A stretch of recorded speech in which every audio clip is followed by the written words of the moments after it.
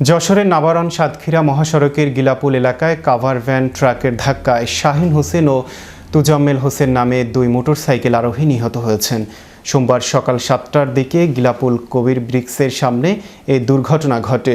নিহত শাহিন শার্শা উপজেলার উলাশী ইউনিয়ন খালপাড় গ্রামের সিদ্দিক আলীর ছেলে এবং তুজাম্মেল একই গ্রামের আতিয়ার রহমানের ছেলে।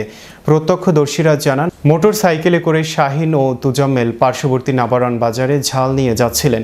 পথে গিলাপুল এলাকার কবির ব্রিক্সের সামনে পৌঁছালে বিপরীত দিক থেকে আসা একটি কাভার ভ্যান ট্রাক তাদের মোটরসাইকেলকে সজোরে ধাক্কা দেয়।